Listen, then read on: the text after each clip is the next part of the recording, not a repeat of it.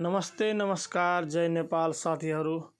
म सत्य सदा। साथीहरू, आजको यो घटना हेरेर मलाई धेरै नै चित्त दुखेछ र आँखाबाट आँसु झरिरहेछ साथीहरू। किनकि आफ्नो नेपालमा यो के भइरहेछ अब त म के भन्नु साथीहरू।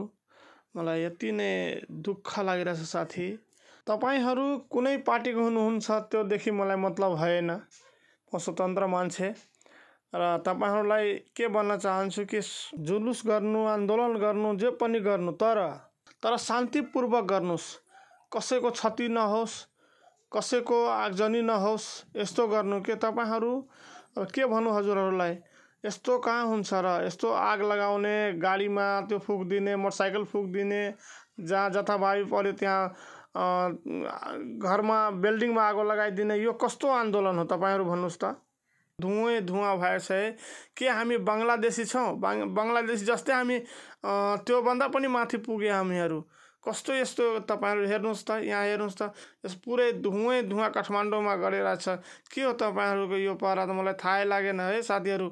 यो त अब तपाईहरू हेर्दै गर्नुहोस्। यो भिडियोले तपाईँहरूलाई के सिकाउँछ भनेर त हेर्नुहोस्। यो कतिको क्षति भइरहेछ आफ्नो नेपालमा र कतिको यो महासङ्ग्राम लाएछ यिनीहरूले। यो के नेपाल बनाउन लागेको कि नेपाल डुबाउनु लागेको हो? तपाईहरू नै भन्नुहोस् कि यो राम्रो हो?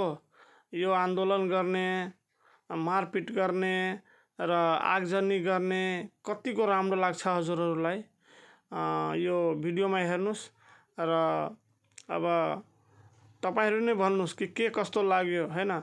यो भिडियो हेर्दा यो यस्तो गर्दा राम्रो हुन्छ कि हुँदैन, तपाईहरू पनि भन्नुहोस्। यो मैले भिडियो बनाएको छु र एकचोटि हेरिदिनु होला तपाईहरू। ल, तपाईहरूको इच्छा यही थियो नि कि बङ्गलादेशमा जस्तै भयो थियो हैन, त्यस्तै हामीले पनि गर्यो। अलि यस्तै बनाउनु लाग्नु। हेर्नुहोस् त, यस्तो ढुङ्गामुरा गरिरहेछ हेर्नुहोस् त। बङ्गलादेश त पक्कै त्योभन्दा माथि पनि बनाइदियो हजुरहरूले। ल, किन यस्तो गर्नु भएको छ तपाईहरूले? मलाई त चित्त दुखेछ है यस्तो दृश्य हेर्दा। मलाई त साह्रै चित्त दुख्यो। ल, ठिक छ, मैले भिडियो बनाएको छु र हजुरहरूलाई कस्तो लाग्यो क्षमा चाहन्छु नराम्रो लागेमा। ल, यति भन्दै म बिदा लिन्छु। जय नेपाल साथीहरू।